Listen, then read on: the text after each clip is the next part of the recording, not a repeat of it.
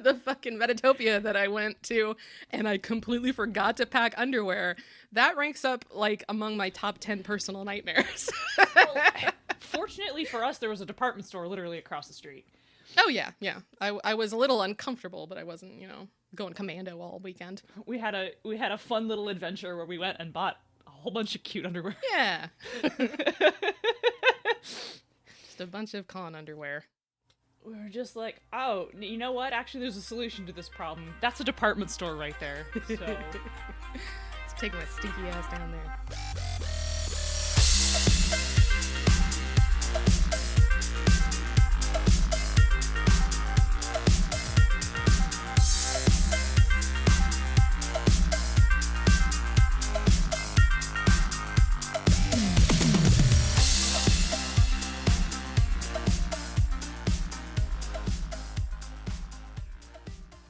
Welcome to Bonus Experience. Welcome to Bonus Experience. We did it.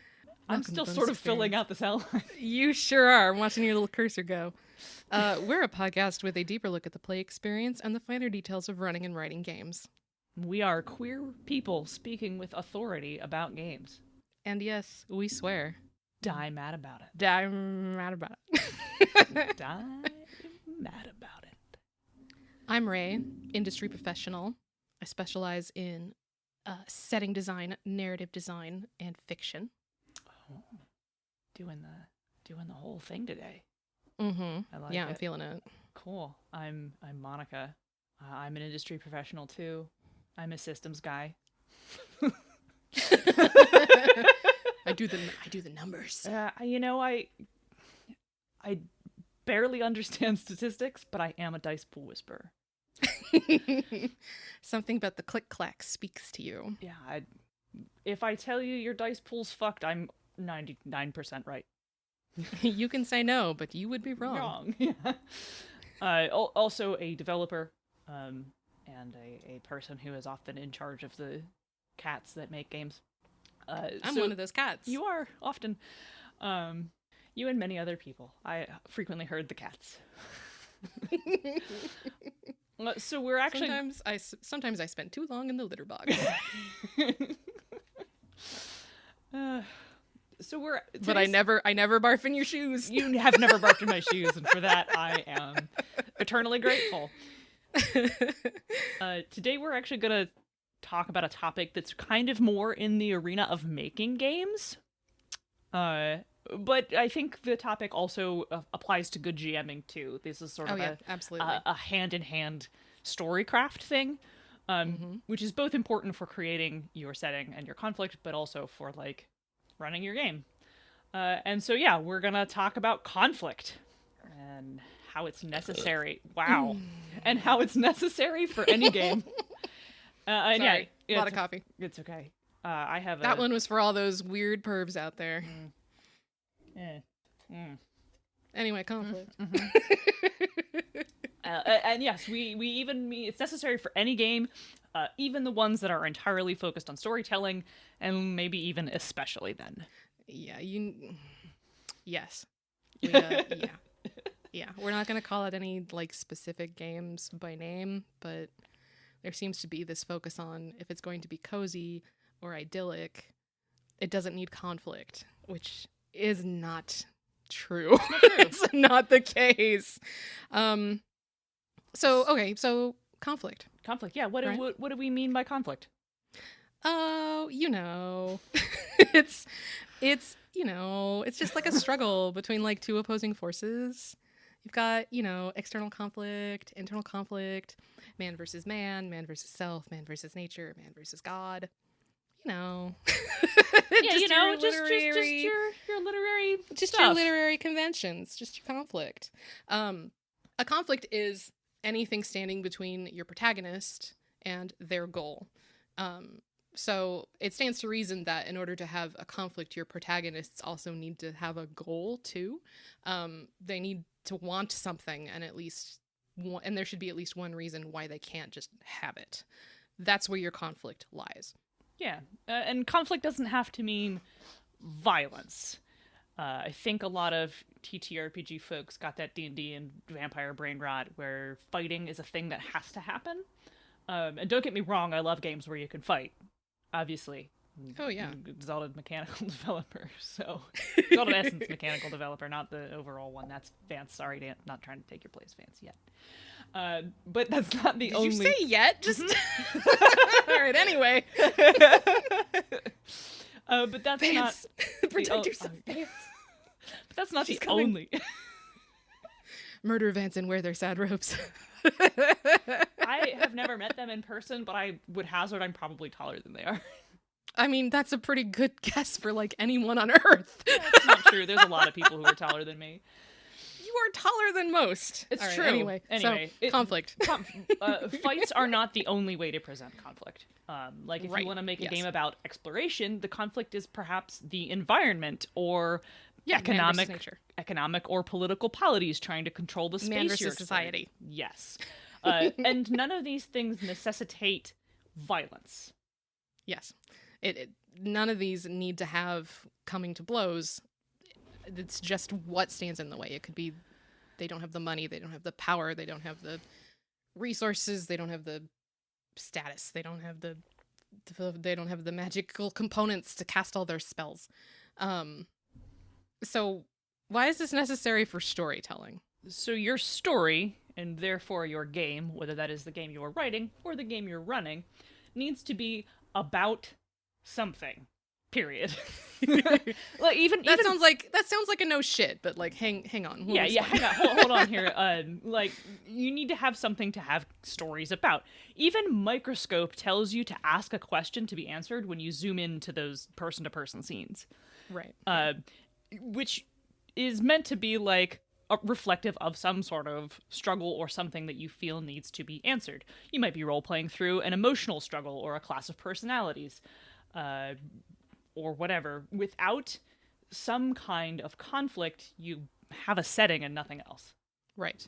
And I know that we bring up Microscope because it's mostly about setting. Right. But the biggest draw of like the actual role-playing aspect of it requires you to have a question with an unclear answer before you actually begin a role-playing scene. And the question can be as vague as, what happens when these two are together? Or it could be as specific as, why did the king betray his people to the invaders?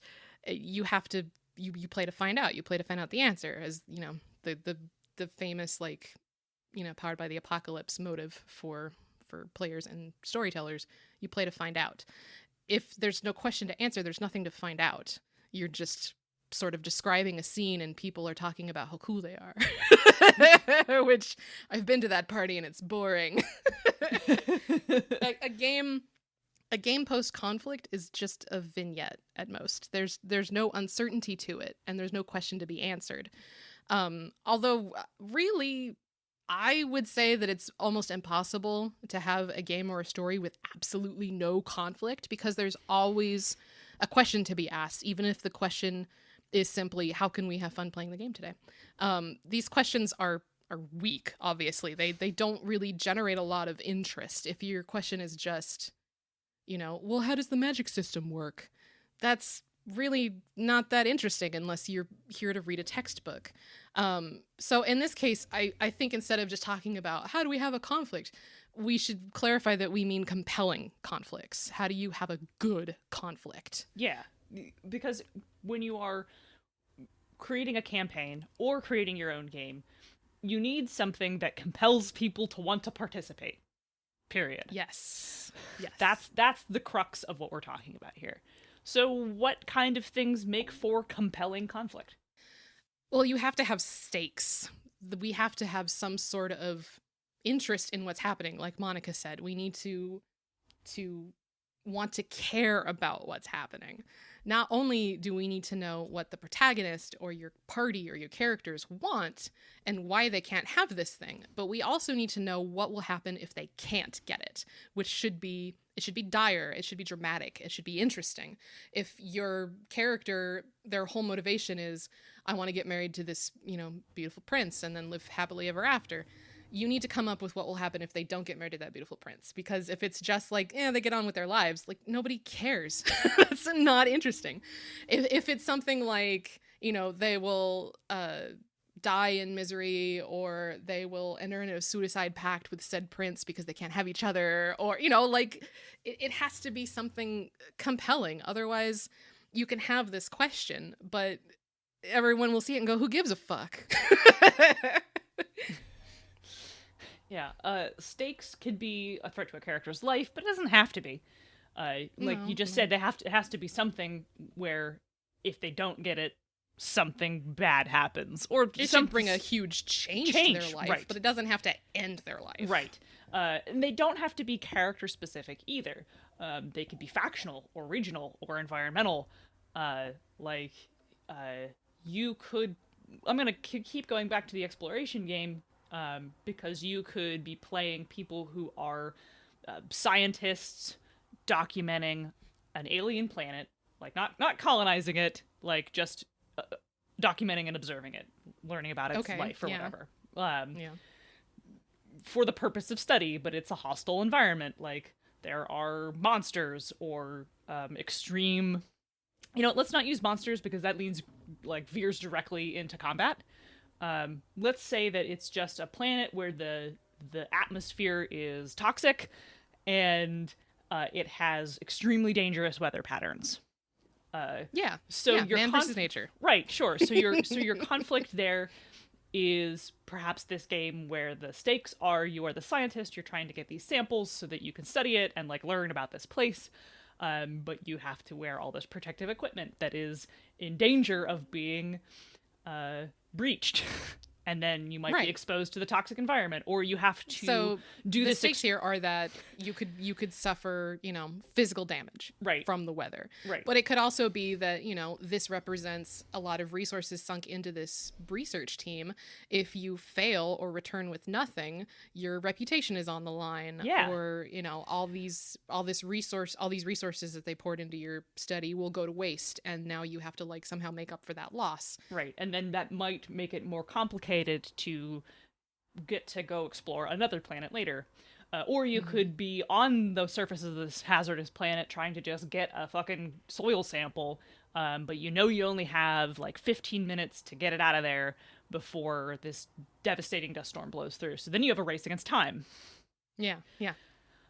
And all of these things, like the thing about the reputation or the thing about the race against time, are not necessarily threats to the character's life. Right. They would just represent a change that no one wants to have happen. Right. Let's imagine that the terrible storm that's going to kick up will not kill your character. It's not like if you stood outside in a hurricane, unless you got hit by a tree, you're probably not going to die. You're just going to get really wet. Or maybe hurt.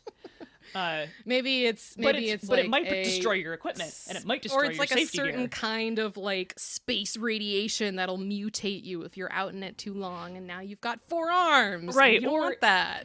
Or if we're just playing scientists who are trying to get samples, it might destroy the sample or turn up the soil that you were trying to get the sample of. Or introduce a new factor that wasn't there before, and so your previous tests and studies are now all useless. And so now you see how you can use stakes to make something like digging in the dirt really interesting. Correct. On the subject of making digging in the dirt really interesting, perhaps it's time to do our mid-episode break. How is that on the subject of that? How is that related? How is that related? It isn't. Okay. That's the joke. Thank you for explaining that joke. I got it. It was just a non sequitur. I thought it was funny. It was. Thank you.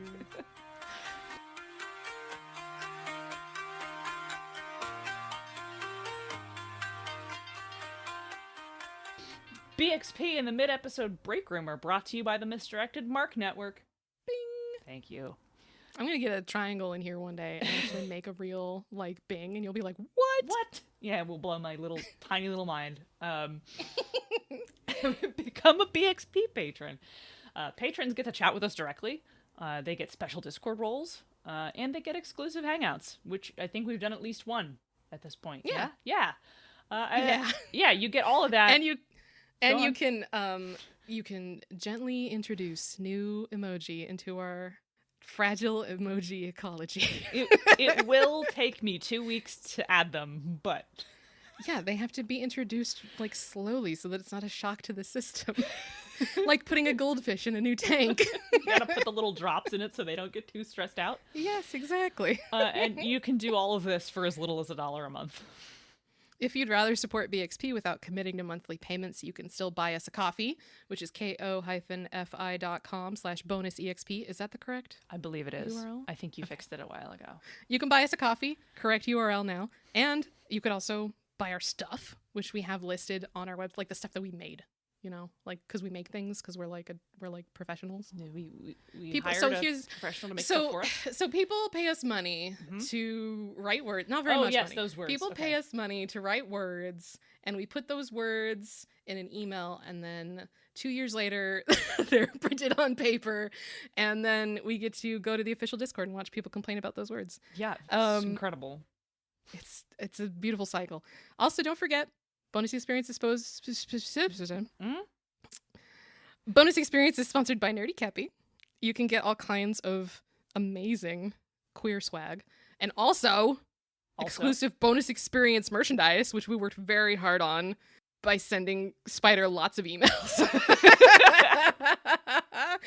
We have the Bonus Experience collection on Nerdy Kepi. I'm so fucking excited. Please go to nerdykepi.com, use BXPcast at checkout for 10% off, and buy a whole bunch of fucking Bonus Experience stuff. You can get Scatter logo, you can get our classic logo, you can get it in black and white, you can also get our special LaCroix spoof, our bubbly logos. It's I'm gonna get so many mugs. I'm gonna get mugs. I'm gonna get a couple of fidget spinners. we got mugs. We got buttons. We got fidget spinners. I gotta get my pop socket. We got a pop socket. We should tell you that the drawstring bag is enormous, which is why it costs $30. We thought it would be a dice bag. It is not. No, it is a bag for your dice bags. It's the mega dice bag. There might be a dice bag closer to dice bag size option. We'll have to go back in. I ran a quick poll past our patrons who were like, keep the big bag. So okay. It'll make stick it on your head. Wear it as a hood. Yeah. Put all your dice bags in the big bag. Spider pointed out that it would make a fantastic laundry bag for when you're traveling, which sparked our whole cold open about being stinky. Yeah. Yes. Yeah. Also, saying nice things is always free. Leave us a good review on Apple Podcasts, Podbean, Google, wherever, and help us get more listeners. We appreciate you. We appreciate you. Do you want to talk about us on your Discords? Yeah, too. Yeah. Tell your friends. Talk about us. Just tell your friends how cool we are. Tell your friends how uncool we are, because that's really apparently cool. Our appeal. No, yeah. Tell them how uncool we are, because that's one of our charm points. If you like Bonus Experience, you'll also like The Lounge. Doc finds the best, the brightest, the most fun game designers and sits down to have a cool chat with them. Sorry. I don't know why I delivered it like that. I don't know why you did either. You never know what conversation is going to come up in the lounge. Doc deserves better than that from us. Doc is such a cool guy. I'm sorry, Doc. The lounge is awesome. We've been on the lounge before. We should be on the lounge again. Hilarious. We should be on the lounge again, to be honest. Didn't we invade? Like, we brought our break room into the lounge. We did.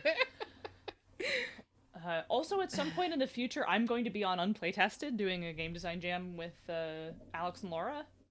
Oh, cool. So we'll make sure that we do a shout out whenever that comes out. Oh, and I'm going to be on Mage the podcast again here soon. I need to get back into contact with Terry because I'm terrible at being in contact with people. But Terry wants to talk to me about the Dark Tower. Oh, okay. We don't even he was like, how do we make this about Mage? I was like, I don't give a fuck. Let's just talk about the Dark Tower. Oh, this is my reminder to myself to email Terry. I know Terry has a side thing for the Mage the Podcast Patreon where he just talks to someone he likes just about anything, and I feel like that's maybe a good thing for you two to do for that. It's like what you plan or something like that. It's about anything other than your work. Yeah. Well, definitely fucking. I really like the Dark Tower. All right, so. And now back to get out of here. Kick you out.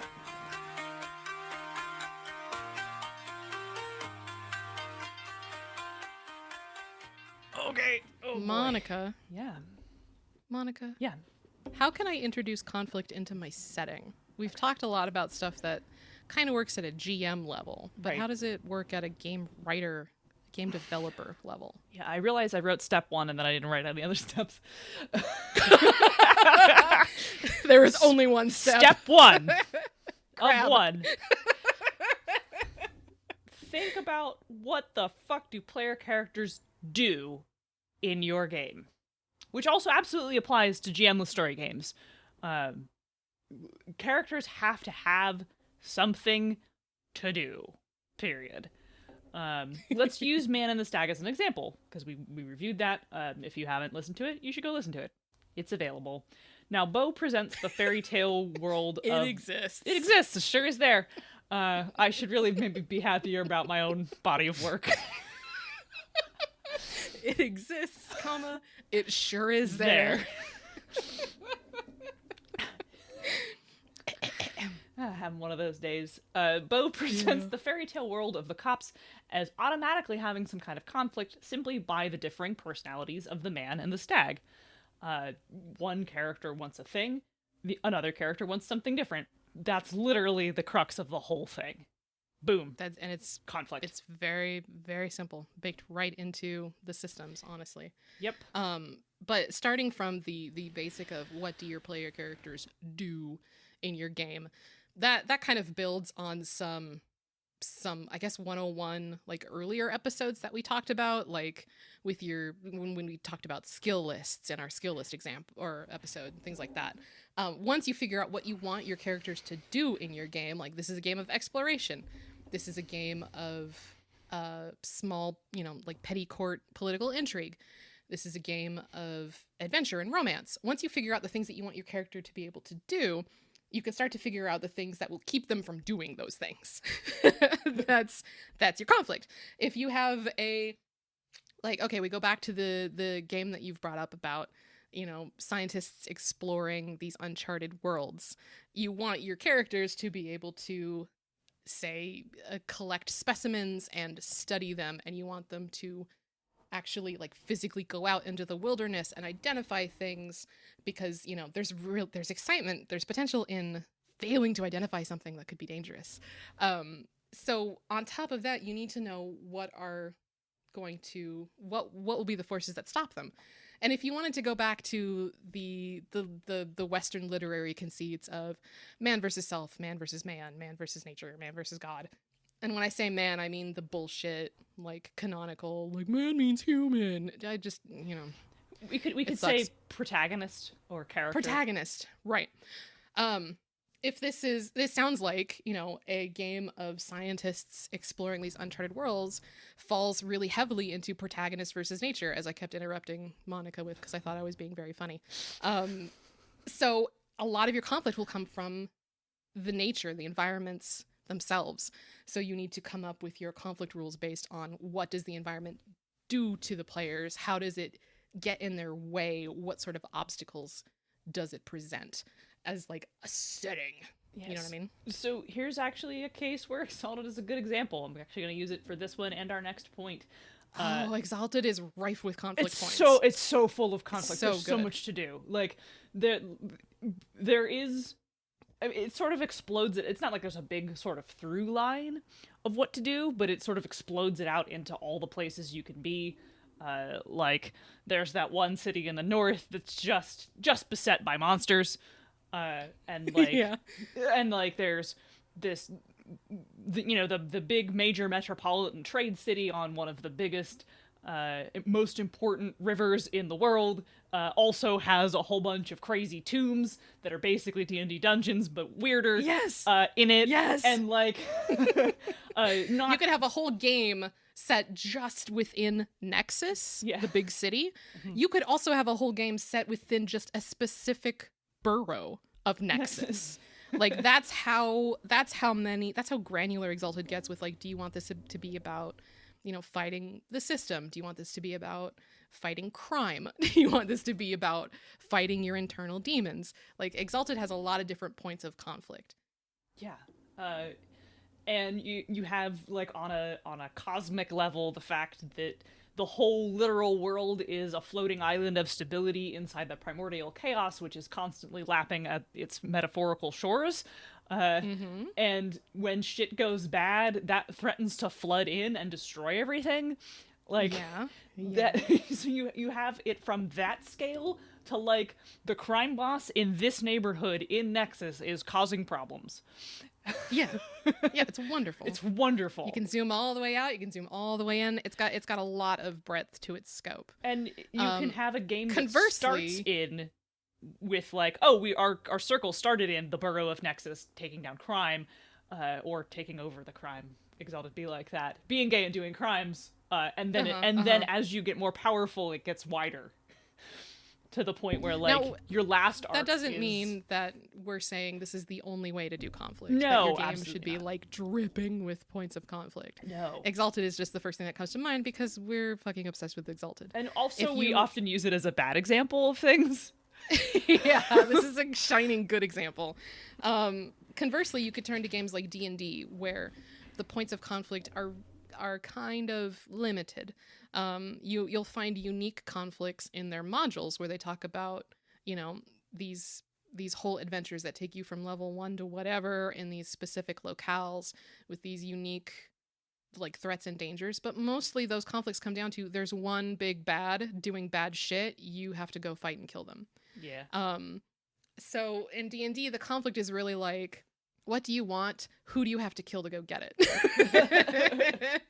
You might argue with me and say, no, but the D&D, you could do lots of stuff with that. To which I would quote Dee's, like, rampant Twitter post at you, which is, if you're not using D&D to play conflict, you're not, or to play combat, you're not really playing D&D anymore.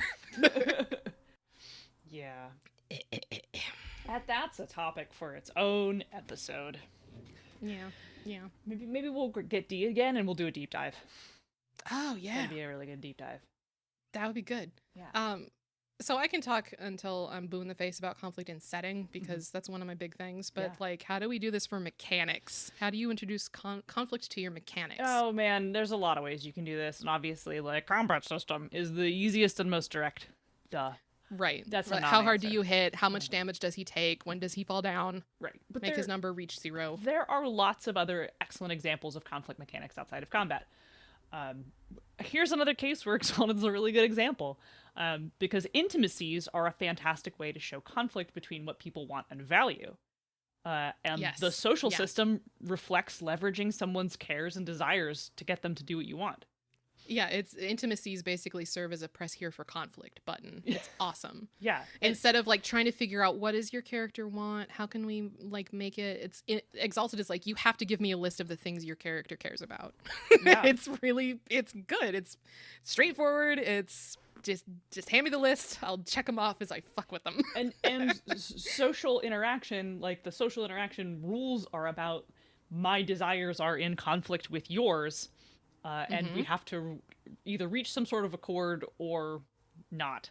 And, like, the struggle there having nothing to do with violence.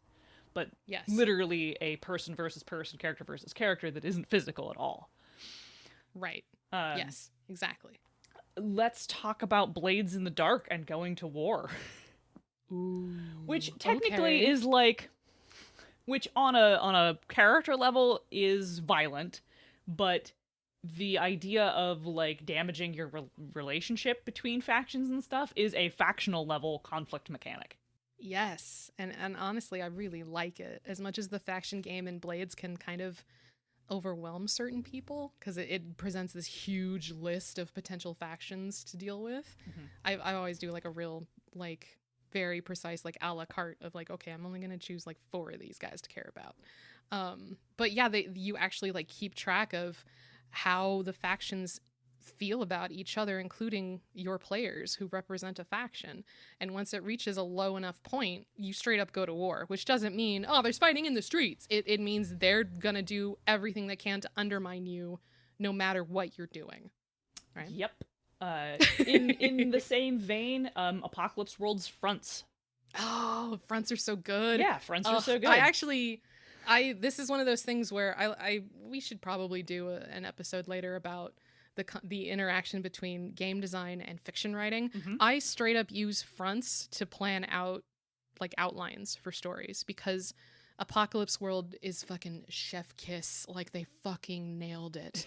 They nailed how to come up with antagonists that are relevant to your characters, antagonists that have just enough detail to them that you know exactly what they're going to do and what they want. Fronts are good. Oh, fronts are very good. Yeah. Fronts are excellent. Can we maybe do like a quick rundown in case somebody doesn't know what the fuck we're talking about? Oh, yeah. For the two people who have not yet caved and read Powered by the Apocalypse anything. Well, especially Apocalypse World. They're really an Apocalypse World thing. So let's Well, they're in Dungeon World. There's I think there's one other game I'm familiar with. I can't even remember it now. Because I know Monster of the Week doesn't use fronts, but they use something else. But it's just as good. They use the countdown. The countdown is also very good. Anyway, sorry. Yeah, okay. So Apocalypse World fronts they are basically the other factions or entities or threats that exist around your players. And when you come up with a front, you have to come up with what kind of front it is. Like, is it, and there's a couple of examples that they give you in the game. There's the warlord, who has their own set of motivations, and they represent like a big dude and his army of big dudes. There's the mob, which is like a leaderless like group of guys who might, menace your characters. There's landscape front, which is just like there's some weird shit out in the environment. And they all have their own motivations. Like, one of the warlord motivations is just to like divide and conquer. One of the landscape motivations could be to birth badness, to just barf forth evil. And on top of the motivations, you come up with a scarcity, the thing that drives their motivation. Like, what are they lacking? What do they want, basically, and why can't they have it? Hey, conflict, right? Yep. And it's just very good. Like, after you come up with the scarcity, their motivation, you come up with what they'll basically the countdown that they my words. The countdown is detailed a little more in Monster of the Week, where they like give you like a very specific like 5 things that happen if your players don't get involved. And then in Apocalypse World, it's just like list out a couple of steps, like what happens at this point, what happens next, and start to foreshadow it off screen, or start to show that use your moves. But fronts are great. Fronts have clocks, like Blades in the Dark, because Blades in the Dark is heavily influenced by this. Fronts have their own fluid. I don't fucking man. They're Powered good. by the Apocalypse is so fucking good. It's just it's not just good because of the gameplay. It's good because of how it's influenced by fiction. And I'll have to do that episode later. I'm gonna add it to the outline. Okay, cool. Let's do it. I'm into it. So we've talked about sort of a little bit more crunchier games. We can also go back to looking at The Man in the Stack again, which basically has a scene changing and like topic changing timeline in the way you flip cards. Yes, right. So it also introduces conflict by creating topics for each story, which are like, there's all these keywords that you can like create a whole story based on. And then like you are supposed to flip the card and then like figure out what each of your characters or the characters in the scene want, and then create conflict around that. So even at a most simple storytelling direction mechanic, that's still introducing conflict. Right. Because the scene can't start without the question of what's going to happen. How do I get what I want? Do I get what I want? Right. Do you get what you want? Conflict, man. Also, perhaps one of my favorite conflict inclusions at a very simple level is all of Lady Blackbird. Yes. Yeah. I think that comes from having like that brief dossier of your character, because they just straight up tell you, here's what this character wants. It is a paragraph of what the core conflict is. Lady Blackbird is fleeing her homeland to go run away to get married. And this crew of people is dragged along with her, and here's what all of them want. Here are a whole bunch of other things that could appear, and then like doesn't it also pose the questions directly, like, will the Pirate King still want her when she shows up? Oh, yeah. Will she be captured? Like, they pose the questions for you. Like, here's the things that will probably matter to your players. So it's fucking great. It's fantastic, and it's basically just roll some d6s, and then like everything else, like, it's all condition based. So like you could be tired, you could be lost, you could be hurt, or whatever. And it's all just like, it's literally powered entirely by conflict, and you're rolling indicating how fucked you are. Because when you fail a roll, you get all your dice back. Like, you basically build a little pool, and then you have a pool you can spend out of to make your dice pools bigger to increase your chances of success, obviously. And whenever you fail, you get all those dice back, and then it gets worse, and then you try again. Yes. Yeah. And that's so simple and yet so compelling, because it's literally propelled forward on conflict. Yes. Yep. The whole fail forward thing, but yeah, in a way that makes sense. Yep. I don't think I have anything else to add here, unless you want to talk about Fate Accelerated as being another really simple example. Well, Fate Accelerated? Yeah. No. Nah. Okay. It's hard to talk about. I mean, Fate Accelerated has no setting for me to glom onto for conflict within the mechanics. Nah, I can't think of anything. Sorry, Fate Accelerated. Nah, it's okay. That's cool. Monica? Yes. Where could they find our show? They can find our show at bxpcast.com, which is part of the Misdirected Mark Network. Bing! Thank you. Yeah. Where could they email us? They can email us at bonusexpcast@gmail.com. Drop us suggestions for games we should review. Oh, yes. We have another review coming out. Or it might already be out. I don't know how this schedule's going to work. This one, I think, might come out in between them, unless I can convince someone to edit one of our crazy things, which I did on Fuck PayPal, by the way. Crazy thing. Okay. All right. How about Twitter? Can they get us on Twitter? Yeah, ping us at Twitter at bonusexpcast. You can suggest us games there too. I fixed the if this then that widget. It no longer tweets a broken image. Oh, thank goodness. Please clap. I'm proud of you. It was so easy to fix that, and I just didn't do it. You fixed that. I unfucked PayPal. We're on top of it this week. That's like the ADHD. It's ADHD : it was so easy to fix that, and I just didn't do it. I'm also on Twitter. I'm at Ray W. Cole. Right now, it's a lot of progress shots of an Exalted project that I'm doing for free because I'm a fucking maniac. I did my best to not talk about it at all in this episode because it's like all I've been doing for a week, and I'm trying to give my brain a break. Pursue your bliss. Y'all, it's so good, and I'm so excited. This is the first time in a long time that writing something has just kind of made you feel good out of me. Yeah. Yes, I understand that. Yes. Yeah. And I'm drawing again because I got the pencil that you recommended, and I have Procreate, and Procreate is oh my god, so good. It's a fucking game changer. I'm finally drawing again. Like that alone should be like a glowing review. Procreate like I have makes it look like I know what I'm doing. Yes. Yeah, me too. You went to school for this. I didn't. Yeah. Well, yeah.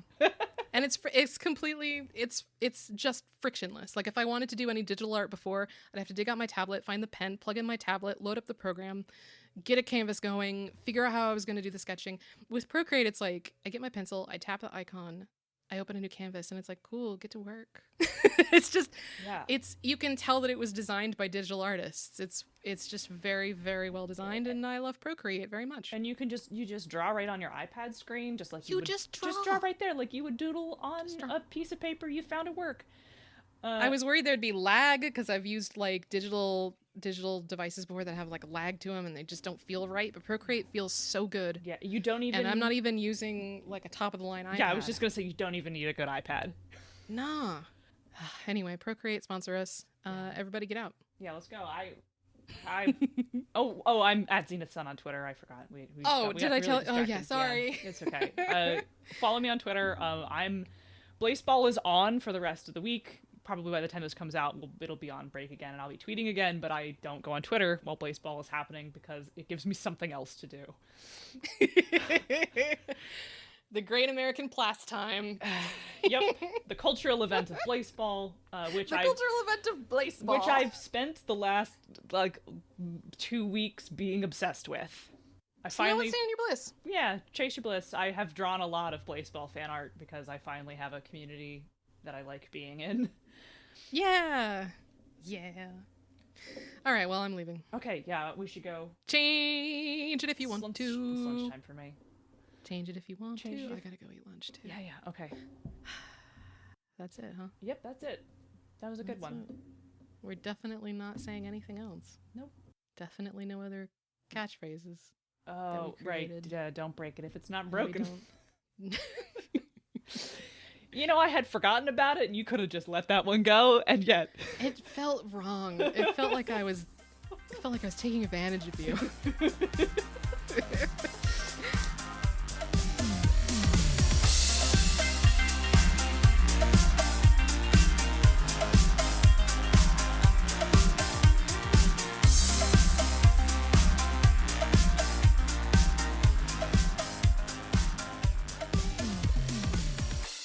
Thank you for listening.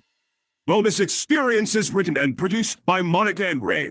The podcast theme song is For Use North with Light by Analog by Nature, used under the Attribution Non-Commercial Creative Commons license. Our cover art and logo are by the very talented Nemo Studios. And now, I return to the incredibly high-stakes world of children's card games. See you next time, and remember, winners don't do drugs.